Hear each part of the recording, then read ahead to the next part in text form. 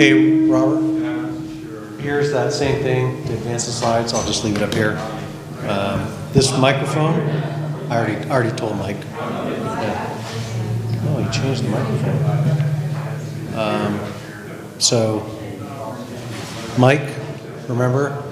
I guess he put a wired mic in here.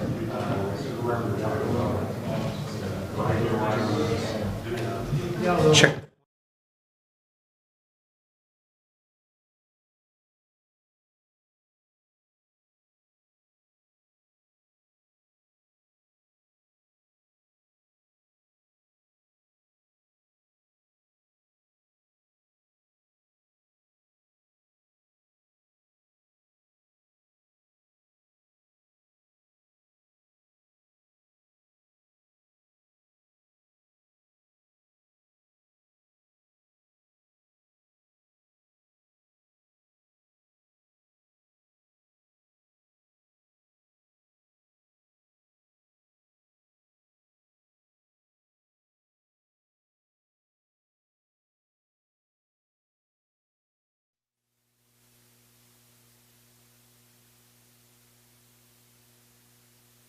Okay. Ready? Oh, really? That's gems. That's my take. We're good? Okay. Good evening. It's a little past 6 here, so we'll get started. Thank you for coming. I'm Bob McDonald, the Executive Director for the Carpinteria Groundwater Sustainability Agency. So this is meeting number 2 of we're calling them community meetings. We're talking about the GSP development. We have 2 presenters tonight, Robert Marks, Mike Burke, both from Pueblo Water Resources, and they're going to talk about the groundwater model and the monitoring network. And so with that, I do have some announcements. There's a sign-in sheet. If you would do us a favor and sign in, and let us know that you were here. There's also speaker slips. If you want to ask a question at the end of the presentation, which is generally the Q&A period, fill out a speaker slip. If you want to ask a question during the presentation, there will be some pauses in case you just want some clarification. We have a roving microphone that we can use, but the only thing is you won't get on the recording, so you'll get on the sound recording, but you won't get on the video recording. We're also videoing tonight's meeting. There's also some pamphlets about the GSA and Sigma over there, and so grab one or more of those. And then there's some water back there for you if you're thirsty. I think that's it. Oh, there's a advisory committee that the GSA is working on or has been working on. We're trying to get it together. I know some of you are interested in what the schedule of that is. We are working on kind of the configuration. We hope to have that done fairly soon. We'll have an application ready in early December, probably the first week of December. We'll post it on the website. If you're interested, please fill it out. Give your pertinent information why you're interested in being on this advisory board. Likely will be a 7-person advisory board. We'll be looking at key issues with the GSP development. Probably meet monthly, maybe a couple hours in a meeting. And we'll be talking about some of the big parts of the GSP. Particularly, we're coming into what's called sustainable management criteria, so we'll probably spend a lot of time on that. I think that's it.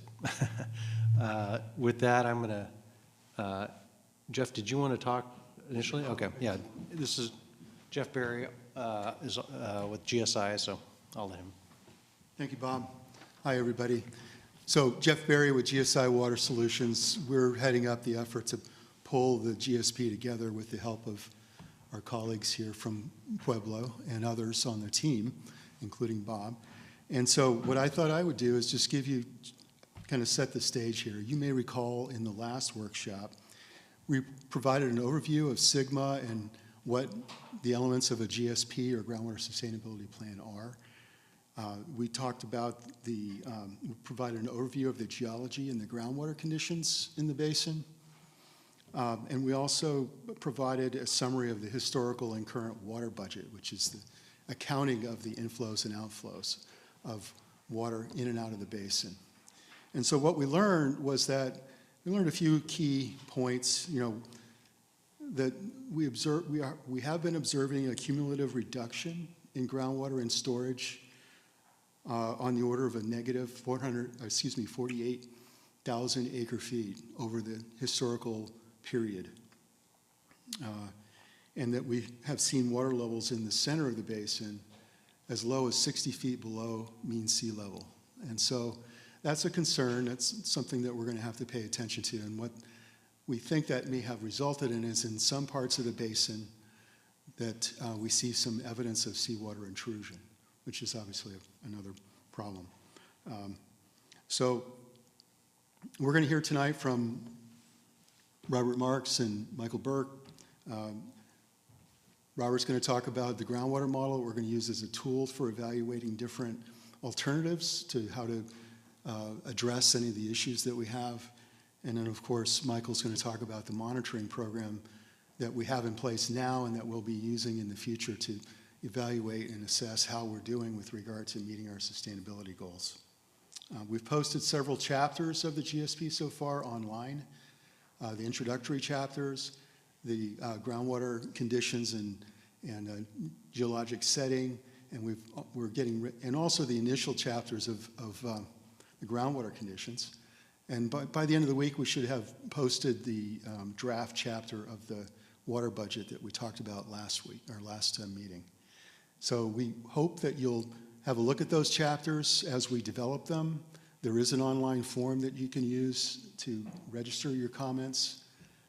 And then, of course, there'll be another opportunity at the end of the project in October of next year where you'll have an opportunity to review the entire compiled draft GSP. So there'll be several points along the way that we look for your input including tonight. So with that, I'm going to turn it over to Robert.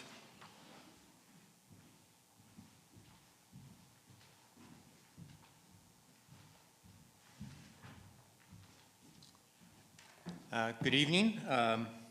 As mentioned, my name is Robert Marks. I'm one of the hydrogeologists with Pueblo Water Resources.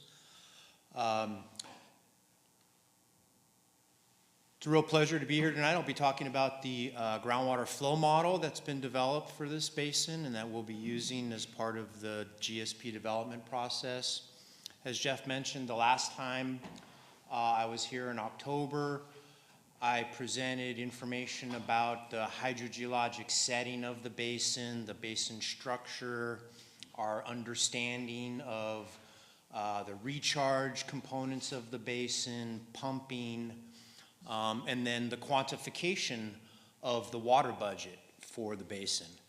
And so the groundwater model basically incorporates that information into a three-dimensional simulation of the basin operating through time. So here's an outline of what I'll be talking about tonight. So first of all, I'm just going to give you a little bit of background. What is a groundwater model and why would we use one for this GSP? I'll give you a little bit of background on the existing groundwater model and then updates that we've been doing for the GSP to that existing model. And then I'll give you sort of an overview, just a description of the model itself, the structure, the layering, how recharge and pumping are dealt with in the model, and then the calibration of the model, where the model is being adjusted in a process where observed versus simulated water levels are parameters in the model are adjusted to try to match observed levels as much as possible. And then at the end, we'll have 10 or 15 minutes or so of Q&A. So what is a groundwater model? Well, a groundwater model is a computer-based numerical simulation of the groundwater system. It's important to mention or point out or emphasize that we're talking about a computer-based model. This isn't a physical model, like a plexiglass box filled with sand, gravel, and water. That's not what we're talking about here. This is something that occurs within a computer environment.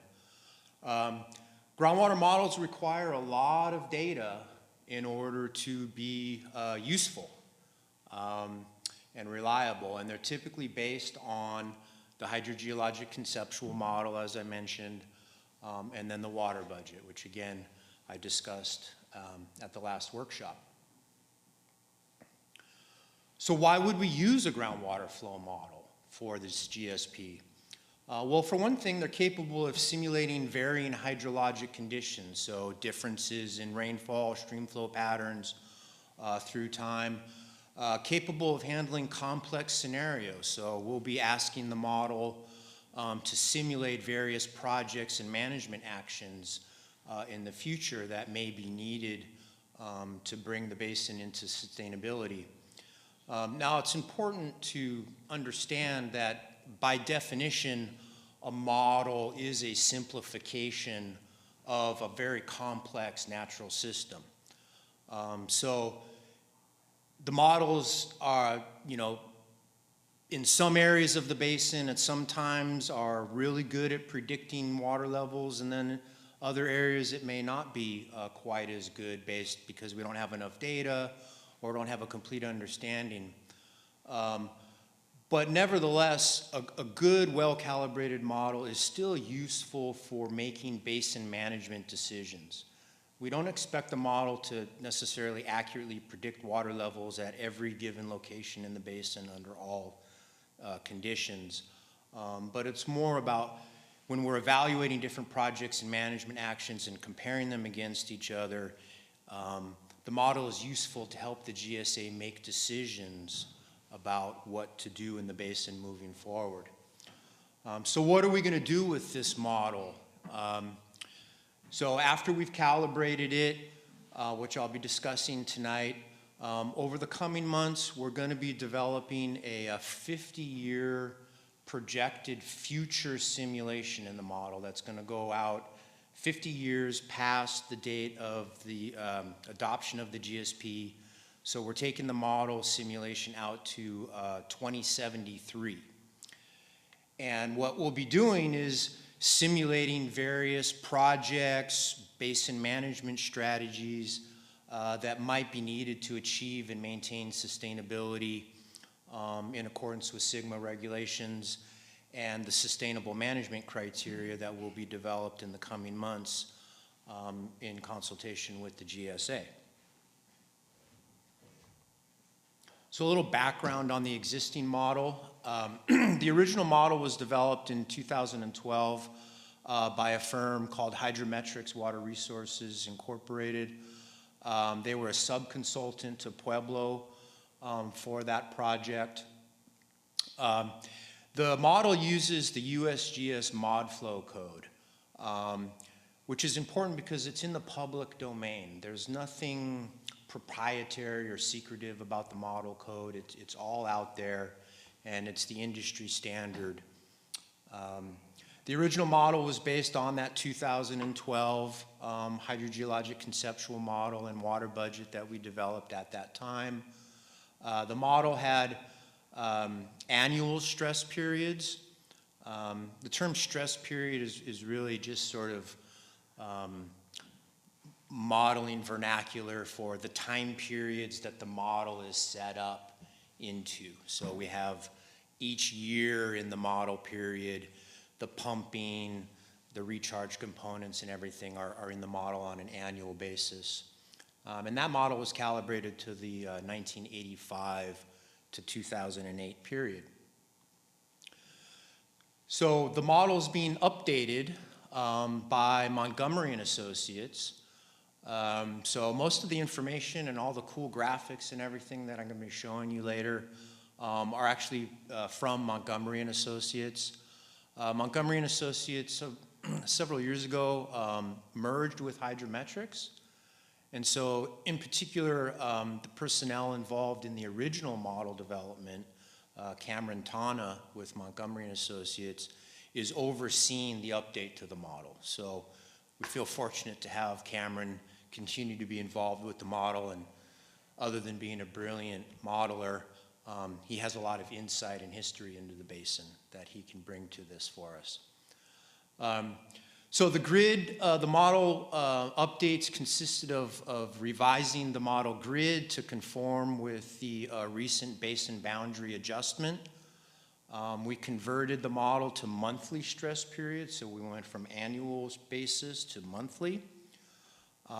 We extended the model out to 2020, so now the model covers the period of 1985 through 2020, and the model was recalibrated to that new period.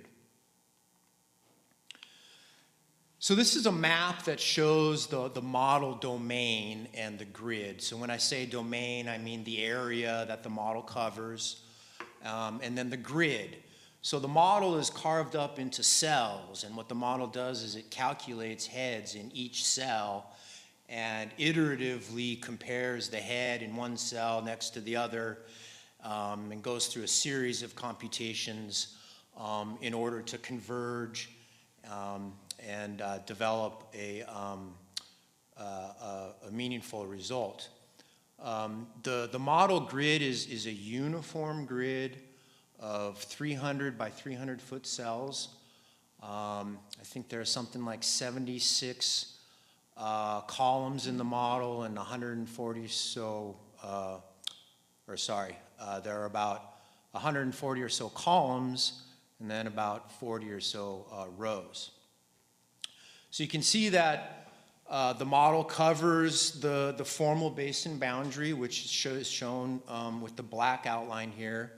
But the model also extends into the Toro Canyon area of the Montecito groundwater basin and also offshore. So the model is capable of simulating flows across the basin boundary, both water coming in or going to the Montecito side, and then also what's going on with regards to the connection of basin sediments to the ocean. So this is a simple cartoon or schematic of the layering system in the model. So we have that grid on the surface, and then going down through the model vertically. On the north side of the Rincon Creek Fault in storage unit number 1, there are 7 layers in the model. Layers 2, 4, and 6 correspond to the A, B, and C producing zones on that side of the fault. And then layer 7 is essentially all of the sediments below the bottom of the C zone. There are a couple thousand feet of sediments below the C zone in the basin, or at least in the central portion of the basin. But there aren't any wells known to be pumping out of that part of the basin, and so that's why in the model, just everything below the C zone is just lumped into one layer. Going on the south side of the fault into storage unit 2, we only have 3 layers over there, and you can see here, let me get my pointer going. This is the fault, and you can see that the fault offsets bedrock on the south side of the fault. So here's a 3-dimensional visualization of the model and some cross-section locations, which I'll be showing you those cross-sections or slices through the model in a moment. But what we're showing here is these layers. So layer 1, the top layer of the model, is this yellow layer here. Underlying layer 1 is layer 2, which is this green, relatively thin layer that represents the A zone in storage unit number 1 anyway. The B zone is this magenta color here, and then the C zone is this blue color here. And what we're showing also is particularly here in the offshore area where these layers outcrop on the sea floor. In the lower panel here are, in plan view, the locations of 3 cross sections that I'll show you in a moment. So the first one runs sort of on a west to east line, and it basically goes through the heart of the basin, just north of the Rincon Creek Fault here, and then a couple of north-south cross sections that run perpendicular to that longitudinal section. So this is that first section. So again, it runs from the bedrock area over here, the headwaters of Rincon Creek here, through the heart of the basin, and then again offshore. So what we see here is, again, this sort of vertical slice. We're looking north in this section, so the mountains are up here. And so again, we have the same layering. Layer 1 is yellow, the thin green layer is the A zone, etc. So this is a north-south cross-section. So here we're looking west. So this is this section right here. So we're looking this direction here. And it basically just shows the same kind of information, just from a slightly different angle or perspective. Moving further east in the basin, this is another north-south section. So again, we're looking west here. This section is located here. And this one's a little more interesting because what we're doing here is, as we start out on the edge of the basin in near the bedrock boundary, and we head south towards the Rincon Creek Fault, that's what's shown here is the effect of the Rincon Creek Fault, and you can see the angle here on that fault. And then it's hidden behind these other layers here, but that fault extends to this other side of the image. And then what we're showing here is layers, as I mentioned before, layers 1, 2, and 3, extending across the trace of that fault and representing storage unit number 2 here in the basin. So the model has boundary conditions in it. Other than just the no-flow bedrock boundary, there are 2 types of boundary conditions in the model that affect groundwater flow and movement in the basin. And what this figure shows is the locations of those boundary conditions by layer. And the 2 boundary conditions that we're talking about here are inflow from the bedrock area, so subsurface inflow that's coming into the basin through fractures in the bedrock and feeding basin sediments. So you can see here that in layer 1 there isn't any subsurface inflow there because layer 1 is shallow and right at the top of the ground surface there. But as we go deeper here, so in layer 2, these red cells represent where that subsurface inflow is being fed into the model domain. And then as we go deeper, we see that those boundary conditions sort of move further east as the model layers rise closer to the surface. Similarly, we have the ocean boundary. So as I've mentioned before, the model domain extends offshore. So shown in blue here is the ocean boundary for each layer. So layer 1, layer 2, the A zone here, the intermediate aquitar between the A and the B zones, the B zone, C zone, etc.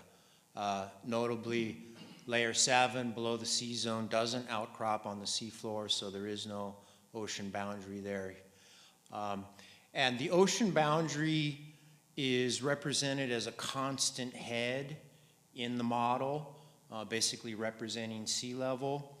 But that head is adjusted by layer the deeper you go in the model to account for the density differences between freshwater and seawater. So the head here in the C zone in that boundary condition is a little bit higher than it is in the top layer, for example. And again, it's just to compensate or account for the density differences between freshwater and saltwater. So the model simulates recharge and pumping in the basin. The recharge components are calculated outside of the model. So that is essentially the water budget calculations that I presented at the last workshop. So we have mountain front recharge, which I was discussing on the previous slide. The model simulates the percolation of precipitation, stream bed percolation, irrigation return flows, and then also the model recharge components actually incorporate phreatophyte transpiration, which is technically an outflow, but the way it's dealt with in the model is basically through subtraction from the stream bed percolation term. So this is kind of what that looks like in the model domain. The model's been divided up into various recharge zones. Zone 1 is the largest single recharge zone here. And that essentially corresponds to the unconfined area of the basin. And in the model, we're applying percolation of precipitation and irrigation return flows in this zone. Zone 2 represents the confined area of the basin. And so in this part of the basin, we're really just applying aerial recharge or percolation of precipitation. Zones 3, 4, 5, 6, and 7, I think it is. Those are the creek beds. So we have Toro Creek, Arroyo Paradon Creek here, Carpinteria and Gubernador, and then we have Rincon Creek over here. And each of these cells is feeding water into the model domain, simulating the stream bed percolation. Most of the remaining zones are in the storage unit number 2, and the basin's just treated a little bit differently over there, but it's the same basic concept. So the model also simulates pumping in the basin. Shown on this map here are all of the private wells that are in the model. There are upwards of 140 private wells in the basin that are simulated in the model. I discussed at the last meeting how private pumping is estimated in the basin. As I'm sure a lot of you know, private pumping is not metered in the basin, and the district estimates private pumping using a methodology that involves looking at land use, comparing that to their water deliveries and other things. And the district estimates private pumping and assigns that to individual wells. And then we have the 5 district pumping wells shown in the yellow dots here. As I mentioned at the last meeting, district pumping is metered. So model calibration. So as I mentioned, the recharge components in the model are stipulated. They're inputs to the model. Similarly, pumping is stipulated in the model. They're inputs to the model. So the calibration process essentially involves iteratively adjusting the model's hydraulic parameters of the basin sediments. So we're talking about hydraulic conductivity and storage coefficients primarily. And what they're doing through the calibration process is doing multiple iterations of varying these parameters in order to achieve in the model as close as possible, having the model simulate water levels that match as closely as possible observed or measured water levels in the basin. So this figure shows a couple of things. The green dots are actual physical monitoring wells in the basin where we have empirical data, where someone goes out, has measured the water level, recorded it. So that's real data that the model's being calibrated to. And then these orange dots are referred to as pilot points. And so essentially what these pilot points are, they're not actual monitoring wells, but what they do is the folks that are doing the model calibration at these pilot points, they provide the model calibration software sort of a range of reasonable options that they want to constrain the model calibration to. And so those pilot points are applied in areas of the basin where we don't have a lot of monitoring wells.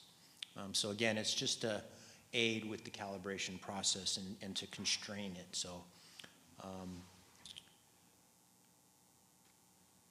So what makes a good model? There are industry standards for measuring a successful model calibration.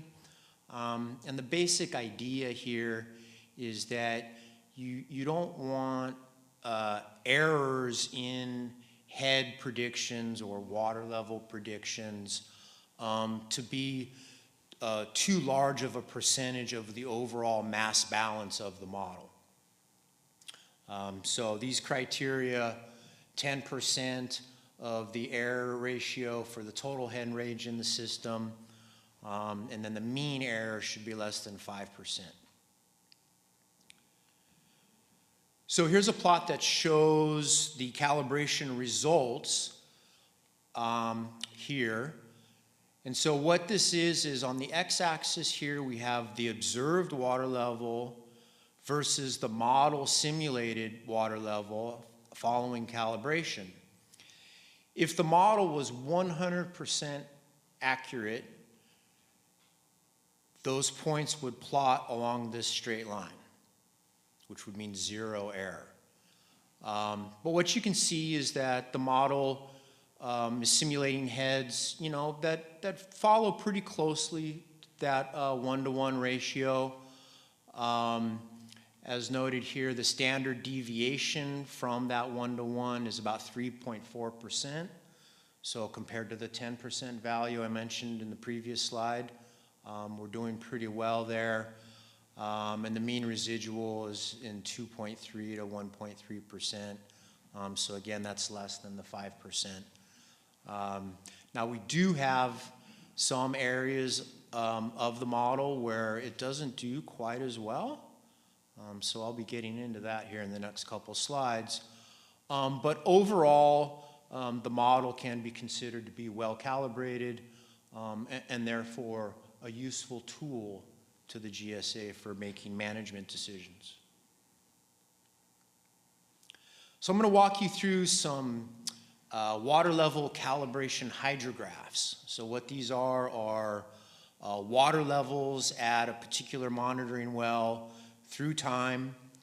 So I'm going to spend a little bit of time on this graphic and then we'll blow through the others. So on the x-axis here we have time, so we're starting around 1985, going through 2020. We have three different types of data presented on these plots.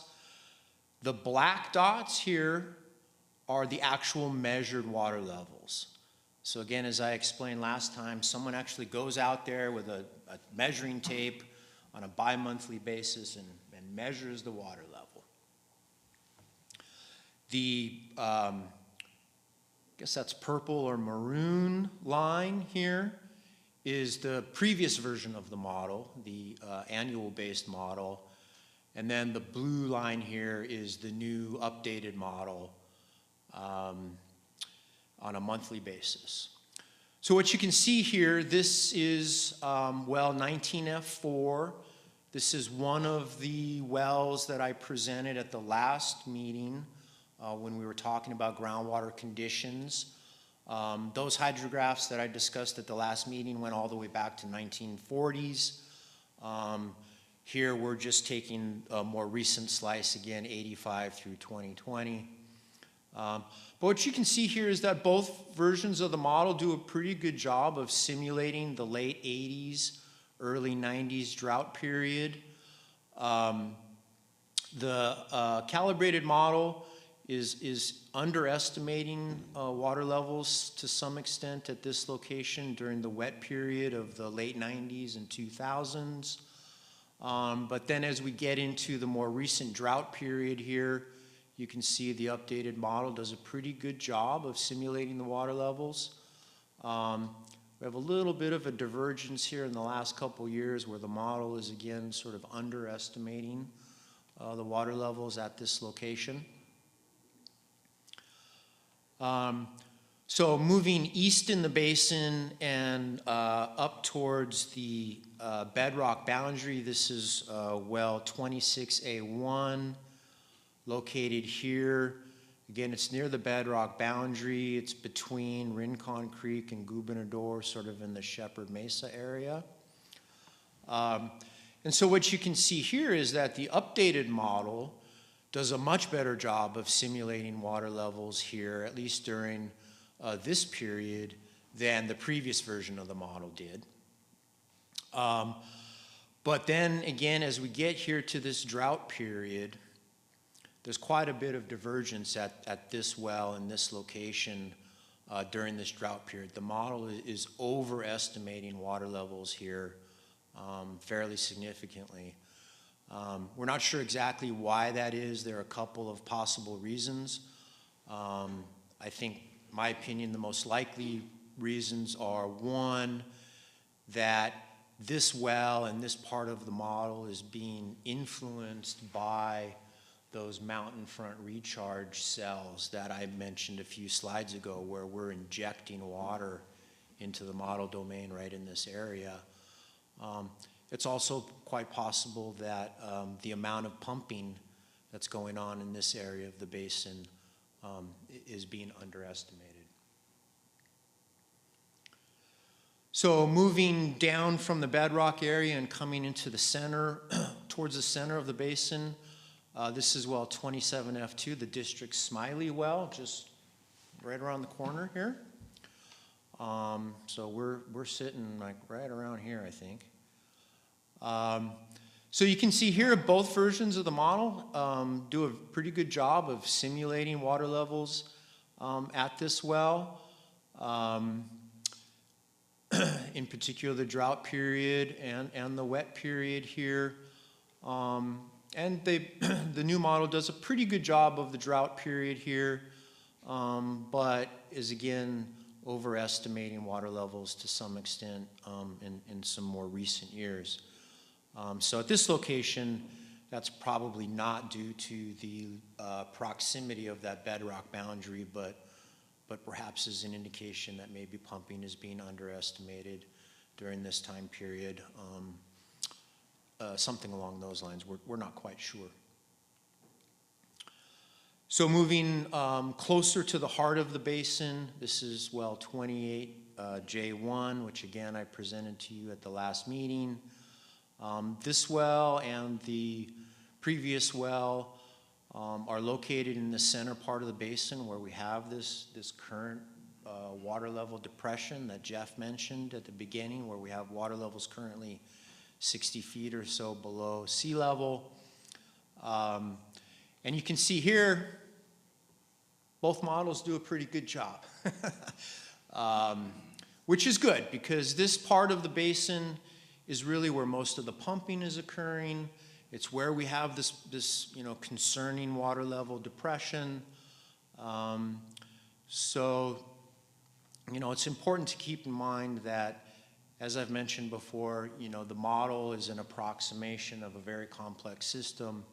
We don't expect the model to be perfect, but is the model good enough to help the GSA make management decisions?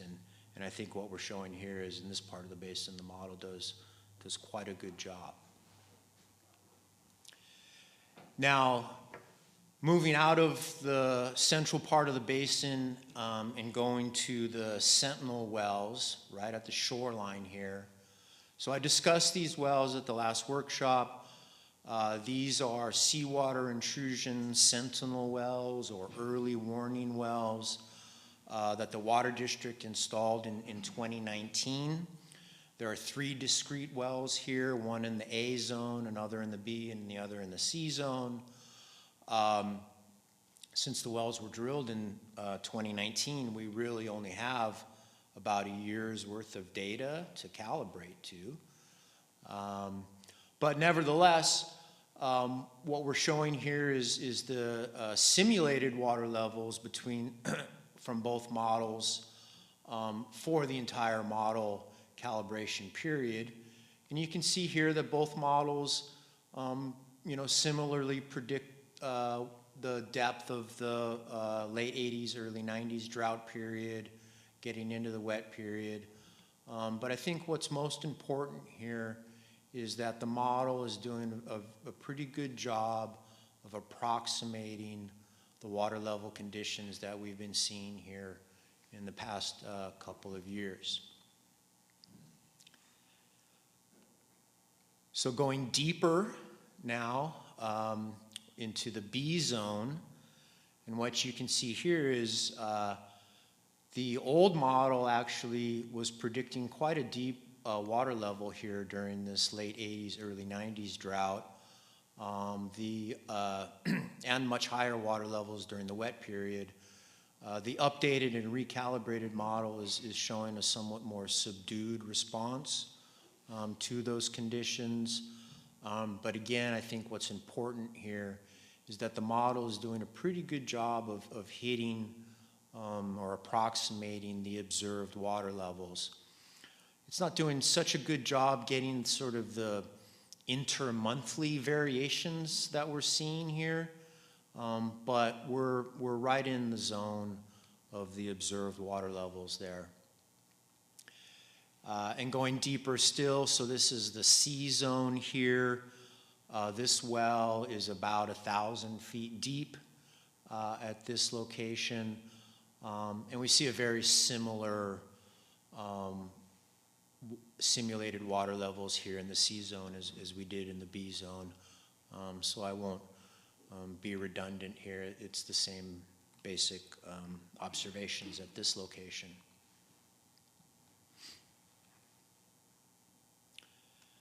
So that's about it for my presentation on the model itself and the calibration. So what are we going to do with this model moving ahead? Well, the next thing we're going to do, and we're actually in the process of doing this right now, is we're going to develop a 50-year projected future scenario that's going to go out, as I mentioned previously, out to 2073.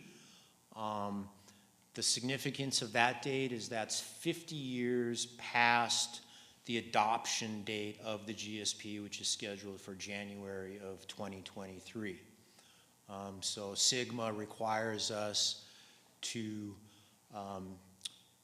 simulate basin conditions going 50 years out through full implementation of the GSP.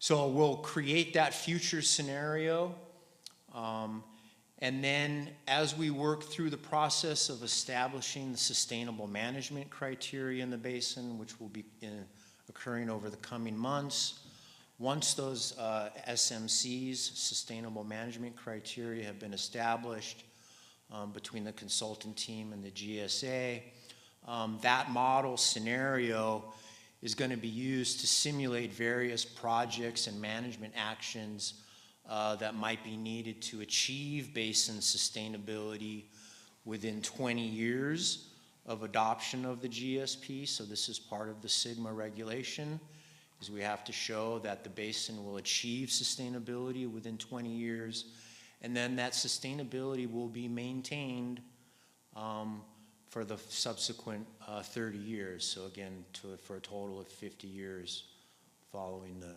adoption of the GSP.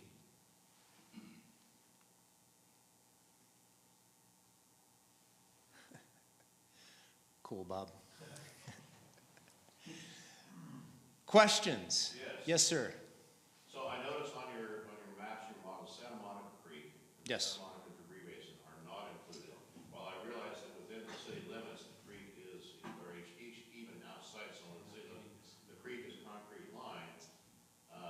Based on your mapping, the debris dam is probably right about the area for good recharge. So why is that not included, and why is it completely excluded from the maps? Yeah, well, both Santa Monica and Franklin Creeks were concrete lined in the mid-70s.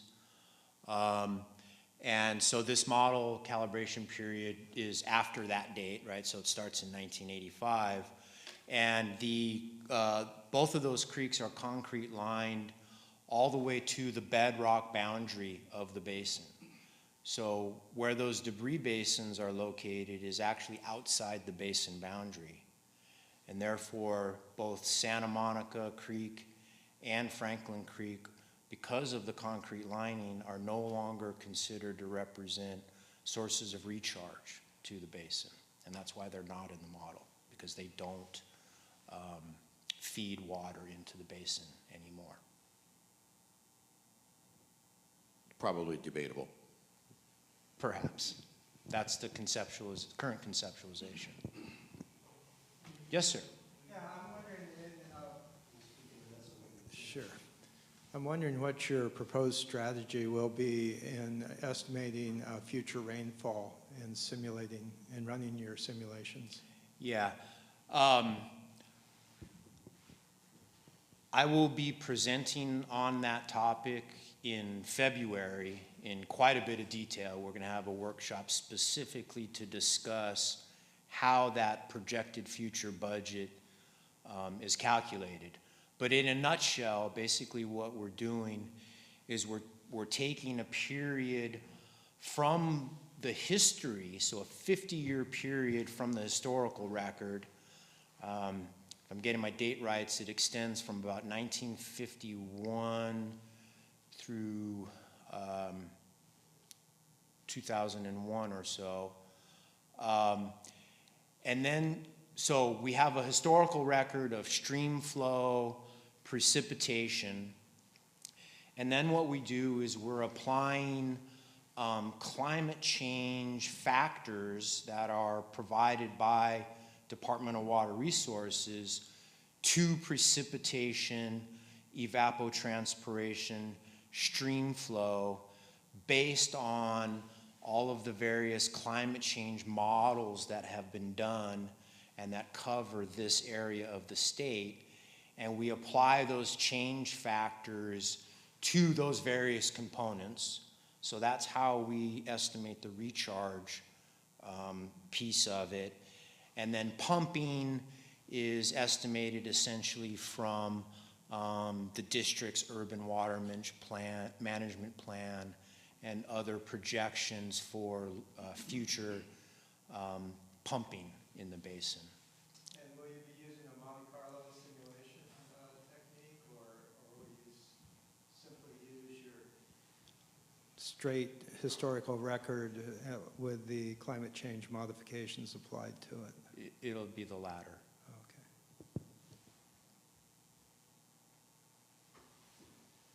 Who goes out to the wells and collects Who goes out to the wells and collects the water level measurements? Currently, employees of Bob McDonald is water district staff. I'm breaking my own rule. The Groundwater Sustainability Agency, which is also staffed by water district staff, and so there's an employee that's a groundwater field person that goes out and does all the measurements.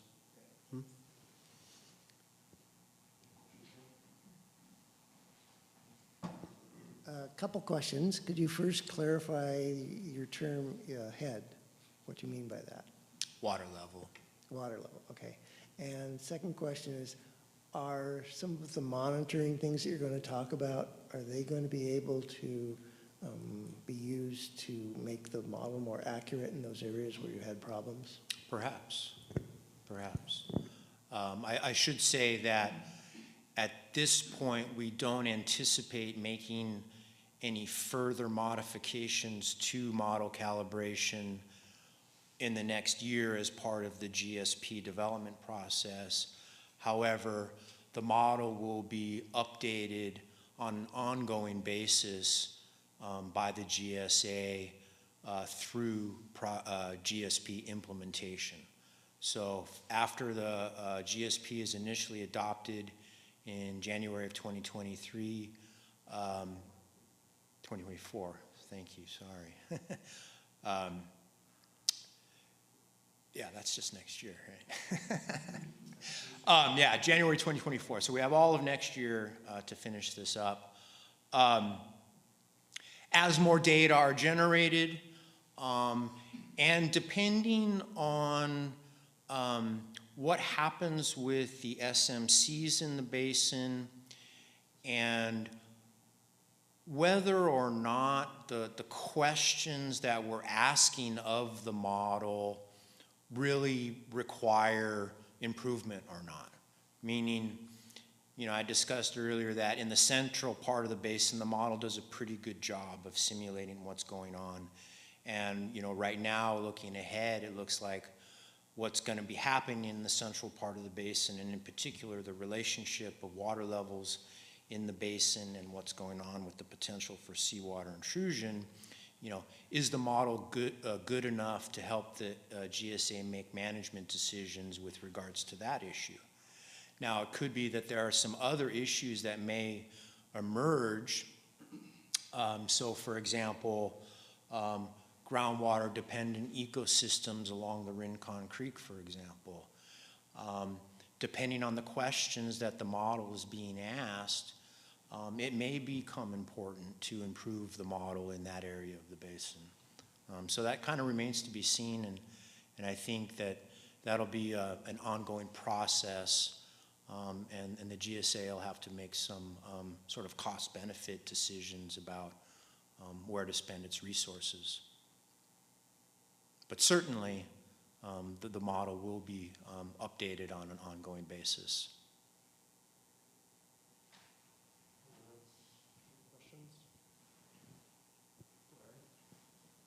All right, thank you very much.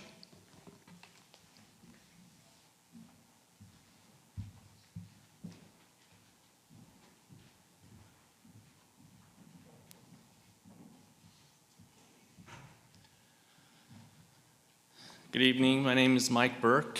I'm a principal hydrogeologist, a partner with Robert at Pueblo Water Resources. I've been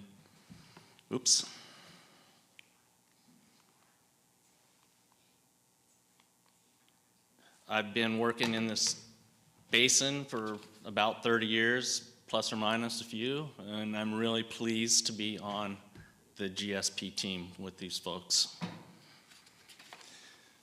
So tonight I'll be talking about the existing monitoring that's going on in the basin and how that may translate and become adopted through the GSP process. And you've seen this many times already. This is just the boundary of the basin. The western boundary over by Montecito, the eastern boundary going into Ventura County, east of Rincon Creek.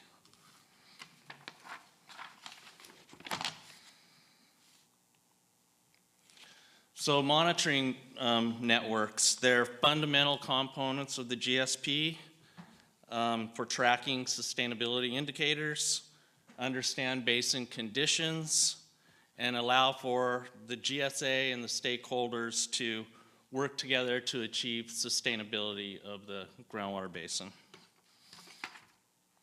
And the indicators, the undesirable results that pertain to the monitoring networks are these. You may have seen these before: lowering of groundwater levels, water quality degradation, reduction in storage, surface water depletions because of groundwater withdrawals, land subsidence due to groundwater withdrawals, and seawater intrusion. And I'll touch on each of these with respect to the monitoring well networks, or the monitoring networks. So fortunately for the GSA and this basin, there's already a pretty robust monitoring program that's going on. The district was formed in 1941, the Carpinteria County Water District, and it changed over to the Carpinteria Valley Water District sometime in the 90s, Bob. And since 1941, the district has been compiling, assessing, and analyzing groundwater level data collected by the USGS. In 1991, the district was prescient enough to establish a formal groundwater management plan through Assembly Bill 3030, and that has continued through a couple of years ago in the process of transformation to the GSP. So the AB 3030 groundwater management plan included these basic components: the water level data collection, groundwater quality sampling and analysis, sampling of surface water, the streams located throughout the basin when water is present, it isn't always present, utilization of precipitation data from the County of Santa Barbara, and metered pumpage from the district, and also estimates of private pumpage throughout the basin. And this is just an example, or these next few slides are examples of some of the graphics that are derived through the data that have been collected. This is a hydrograph of water level data. You saw this, maybe the same one in Robert's presentation, the data points of water levels throughout the history, starting in 1941. These are histograms of groundwater quality data, and these have been prepared for numerous wells throughout the basin through the formation and through the implementation of the AB 3030 program, and then stream water quality histograms as well.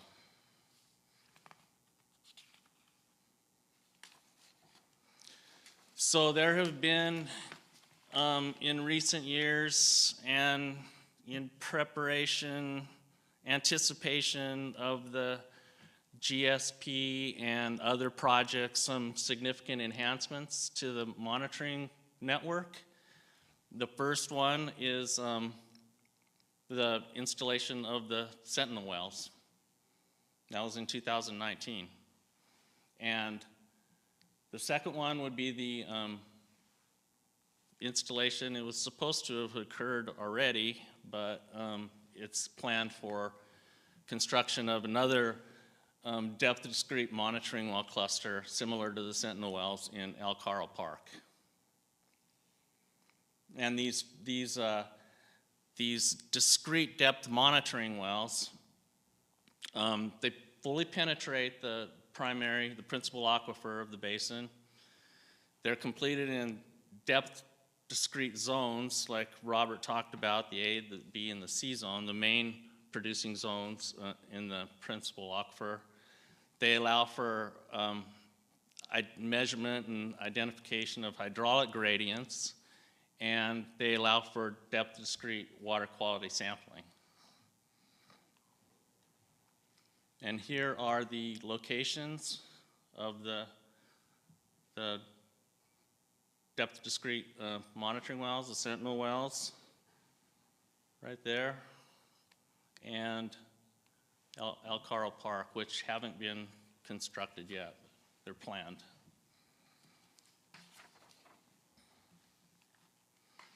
And this is just a little characterization of these depth discrete wells. This is an electric log from a drill hole, and you can't probably see that, but that's 1,200 feet right there.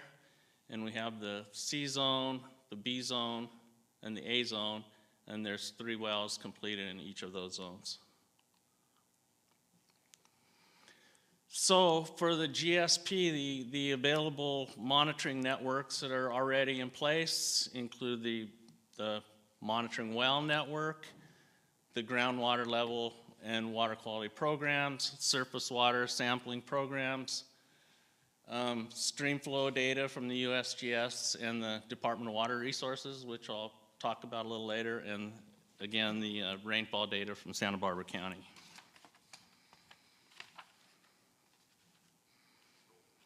And I don't expect you to be able to see any of these entries in this table, but I've worked with the district staff in the AB 3030 monitoring wells and added the Sentinel wells and even added the soon-to-be drilled El Carl Park wells, and this is the inventory of wells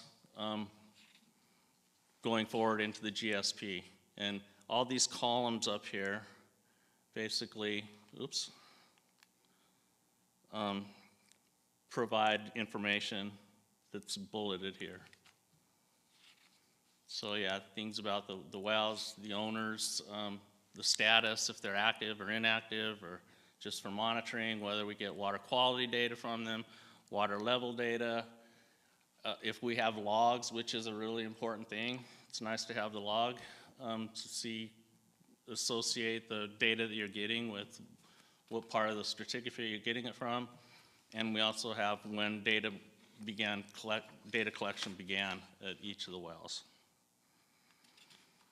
So here's a breakdown of the numbers of the wells in that table. And one thing I wanted to point out here is that there are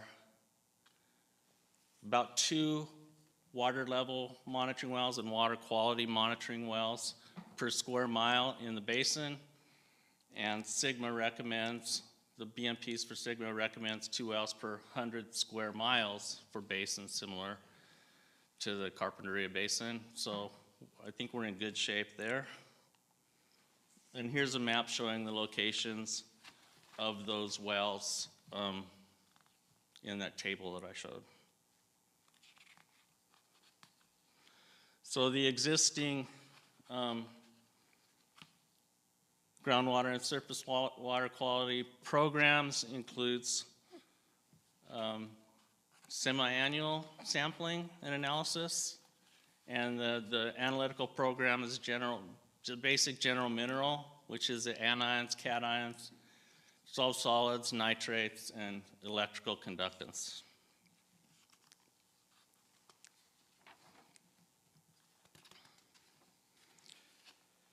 So for stream flow monitoring, there are currently 2 active gauges within the basin.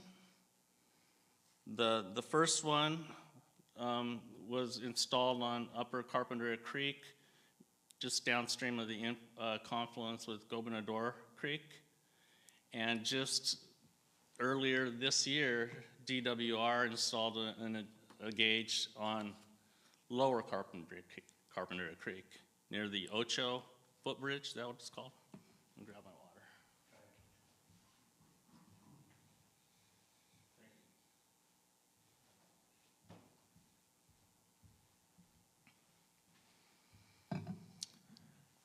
water. There's another option for another gauge on Rincon Creek. NOAA installed a demonstration project gauge, and they collected data at this gauge for a couple years, but that program has ended.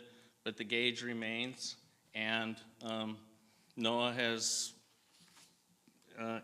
indicated their availability to help reactivate that gauge if necessary, or if the GSA wants it.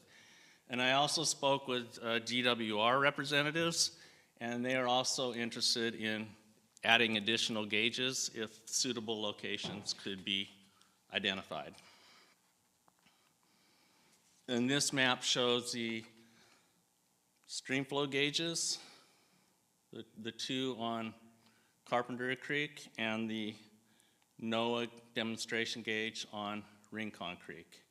And this map also shows the surface water sampling stations. You saw that hydrograph for those earlier. So we know that the monitoring well network, I said we have pretty good spatial coverage, but it's likely that that network will expand, and we've identified a couple or 3 on this map of potential locations for additional depth discrete monitoring wells.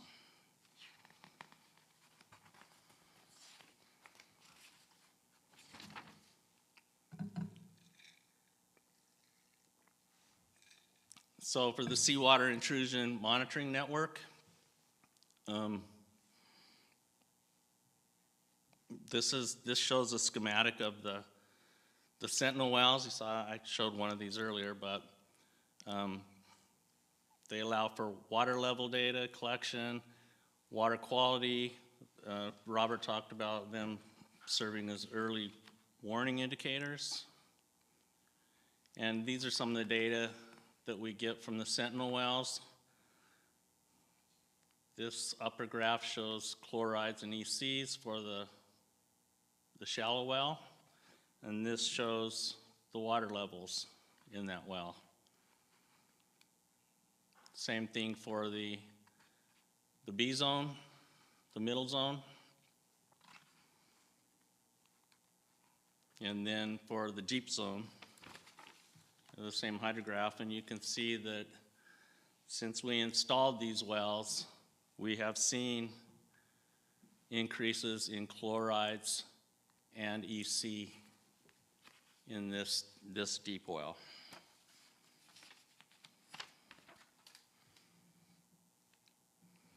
Another really powerful tool for the seawater intrusion network are the induction logs that we perform on the deep well.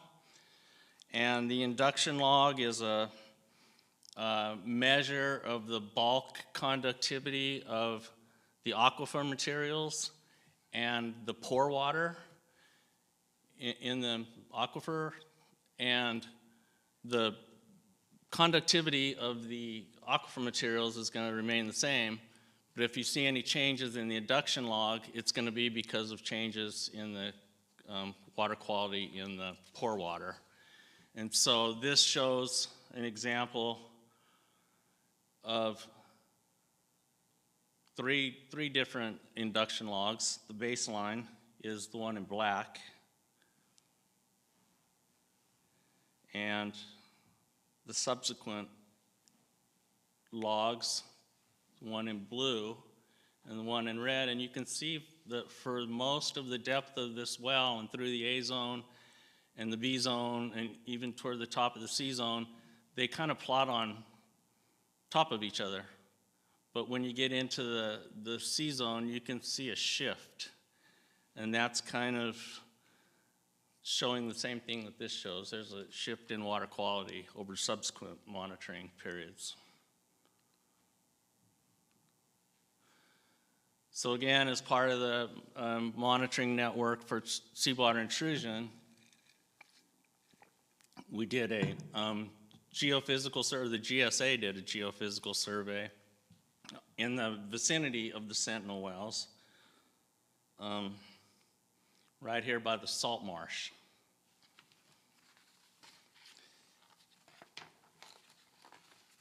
And the geophysical survey is kind of like the induction logs. It measures the bulk conductivity of subsurface materials. And this survey, with respect to seawater intrusion, it was kind of inconclusive. But what the real utility of this survey was is it established a baseline for future resistivity, electric resistivity tomography, geophysical surveys.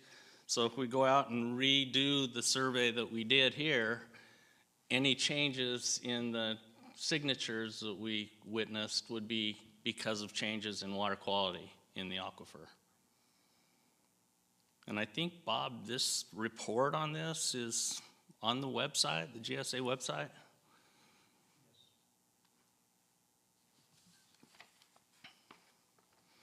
So what we have existing and going into the GSP is the quarterly sampling of the 3 sentinel wells, quarterly induction logging, continuous water level monitoring, we have pressure transducers and data loggers in all 3 of these wells.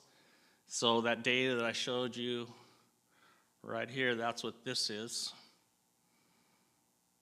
I'm not sure what our interval is, but it's a couple times a day, I think. That's too often. But, and then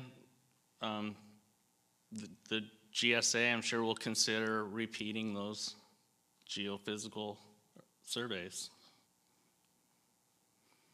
So similar to the monitoring well network, we envision that expansion of the seawater intrusion monitoring well network will probably occur, and we've preliminarily identified, a few zones where that might happen. These further up the coast toward the western boundary. Another location perhaps between the existing Sentinel wells and the district's headquarters well.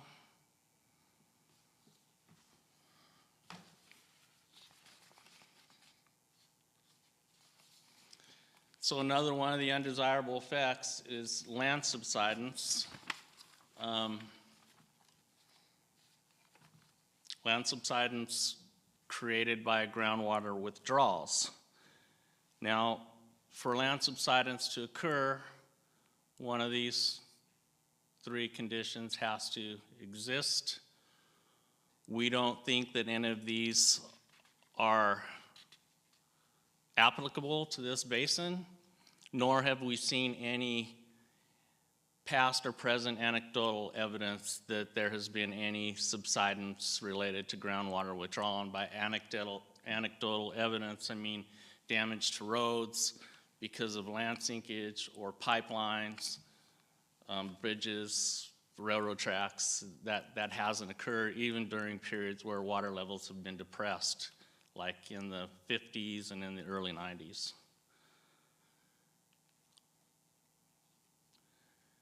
Nonetheless, DWR provides satellite imagery in medium and high priority basins. And you can compare the imagery for land surface elevations and see if there have been any changes. So this shows a comparison between images from 2015 and images from 2022. And it does show that there may be some very minor subsidence in this portion, central portion of the basin, but we're talking about 1.5 inches, and we're not really sure if that's real or not. The team is going to continue to look at this, and as part of the GSP, we'll continue to use this DWR provided INSAR data to keep an eye on groundwater caused subsidence.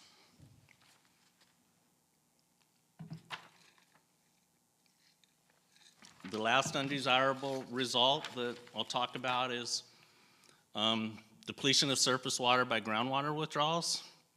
And there's basically 3 conditions that could exist between groundwater and surface water. This top one here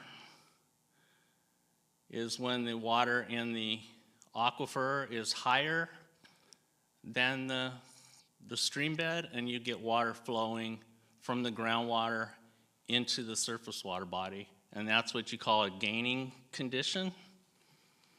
I think if there are any fly fishermen, I think that's what spring creeks are. The other condition would be where the surface water and the groundwater are connected, but the surface water is at a higher elevation and water flows from the surface water into the groundwater body. And that's called a losing stream. And the other condition is where the surface water and the groundwater are not connected,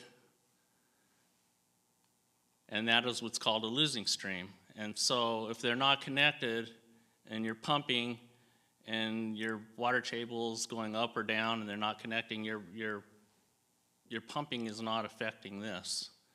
And basically, that is the condition that we believe exists in Carpinteria, Gobernador, and Rincon Creeks. They're losing streams. There's no groundwater, surface water interaction. And then Franklin, Santa Monica Creeks are lined, so there's no interaction there as well.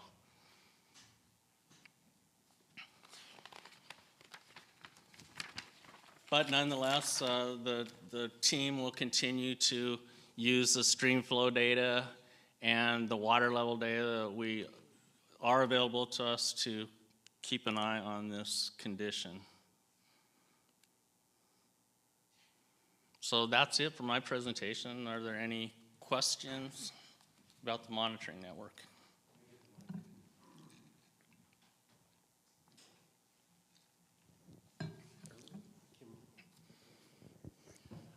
Could you explain the difference between, you had some criteria that you were trying to prevent. What's the difference between the groundwater lowering and the storage decreasing? Aren't they kind of the same? Yeah, they're the same. You mean in the stream interaction? Well, you had criteria that you were trying to prevent, and one was, you did,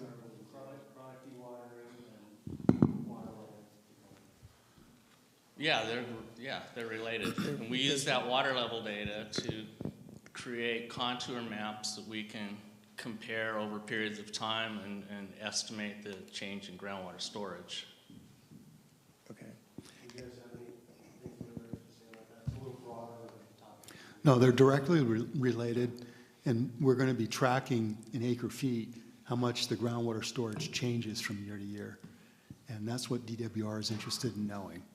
And so if we have a deficit, which we do now, we want to see that during normal rainfall conditions, when those occur, when those return, we want to see that negative number getting smaller.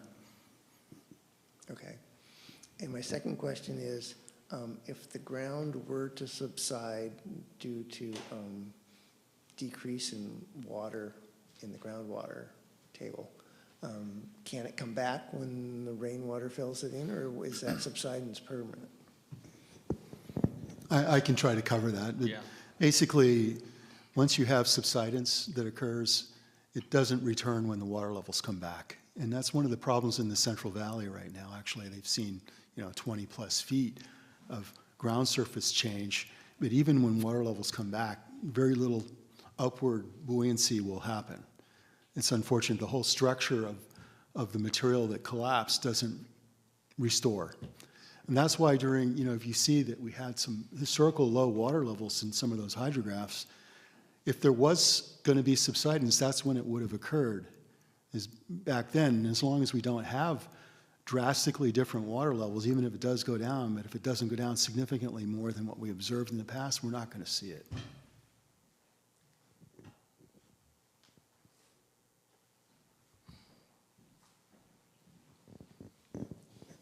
I have two questions.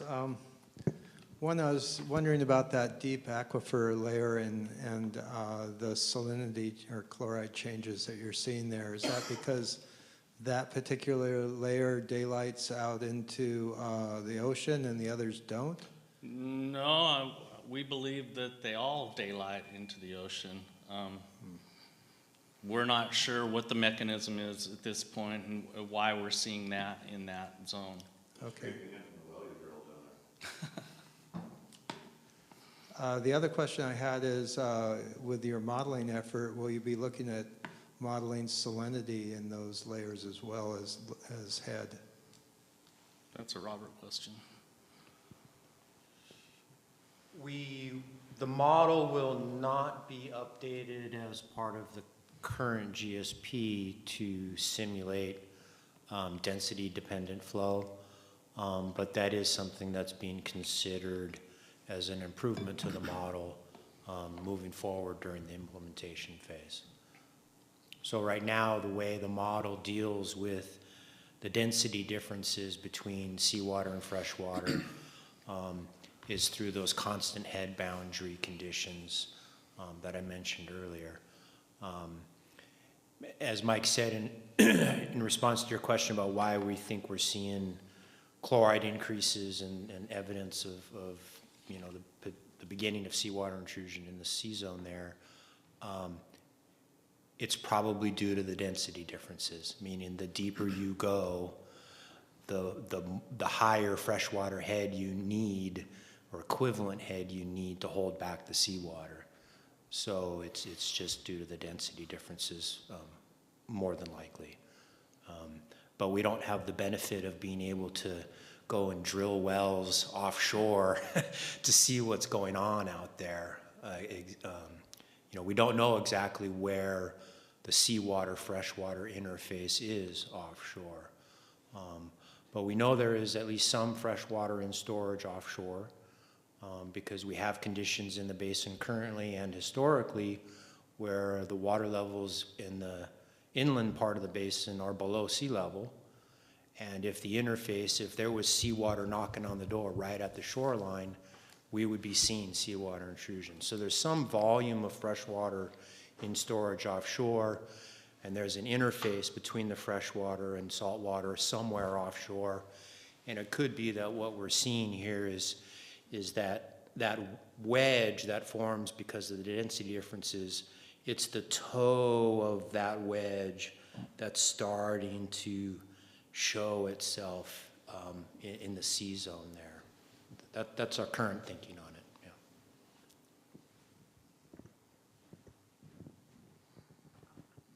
So one comment, one question. If you go to the Carpinteria Historical Museum, they will talk about sailing ships coming down from Santa Barbara and throwing buckets overboard to refill their barrels with fresh water. So there's definitely been a historical time when there was plenty of fresh water spilling into the ocean. Yep. So my second question, I've heard a variety of opinions on it, but since you're here as the experts, we're going to hold you to it. If we get a year of heavy rainfall, how long does it take for that rainfall to get down and begin recharging the basins? I think depending on where you are in the basin, it depends. So in the upper margins of the basin, so towards the bedrock boundary, when water starts infiltrating through the creek beds and through the ground surface there, you probably see a fairly rapid response.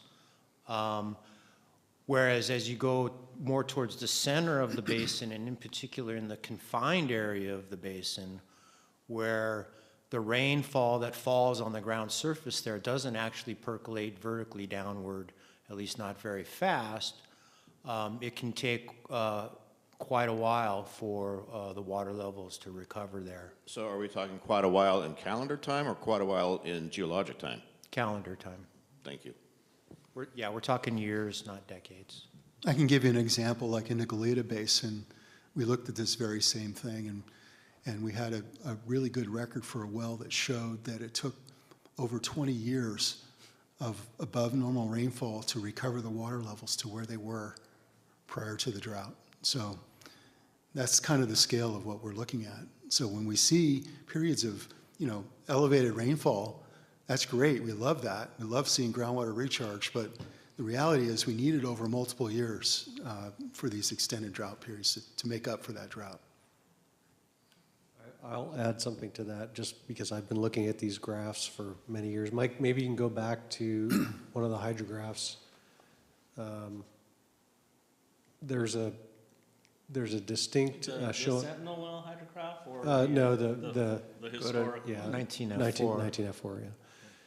There's a pattern you can see that is indicative of the drought and the recovery of the drought. And so you can actually see in the historic record when the water levels dropped. You can kind of see Mike point to the 88 to 92 drought.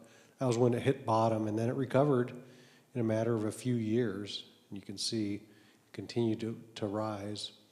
And then again, when we hit 2013 and started into the drought again, you can see it's falling. And so it is calendar time frame.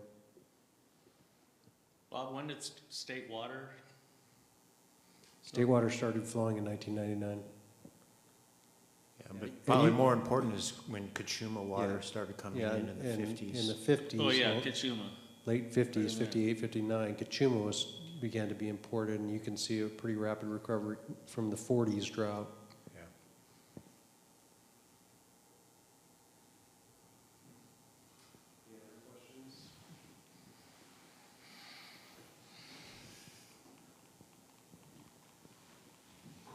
Okay, so we can, if there are no other questions, either on the monitoring network or the general topic, Jeff will kind of close out the meeting and take any final questions regarding how this ties into the rest of the process. Thanks very much. So our next workshop is going to be January 18th. Give you time to digest the holiday meals. At that time, we're going to discuss the sustainable management criteria. We've been talking about that on and off, and so we're going to get a lot more input, a lot more exchange of ideas from you all as we begin to put that together. So we'll be talking about things like defining what we all consider to be undesirable results. That's the key thing. The absence of undesirable results is what DWR considers as sustainable. So we have to define what that means. We have to define thresholds for water levels below which is undesirable. So we'll walk through that. We'll present what the meanings of all that, and then also, not this next meeting, workshop, but the one after that, will probably give you some examples of water levels that we might choose and other thresholds for some of the other criteria. So it's ultimately, you know, the sustainable management criteria are the cornerstone of what we're going to use to measure how we're doing relative to sustainability. I think that's about it, unless there's some questions that you have about that.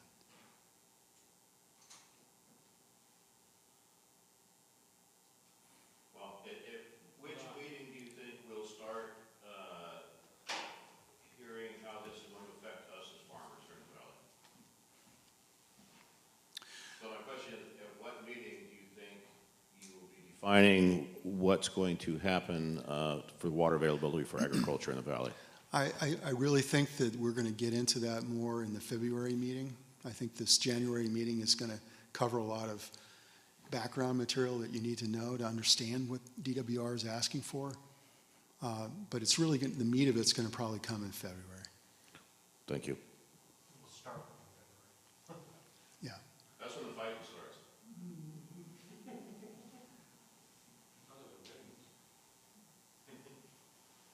Any other questions? All right, All well, right. thank you, everyone. Thanks very much, everyone.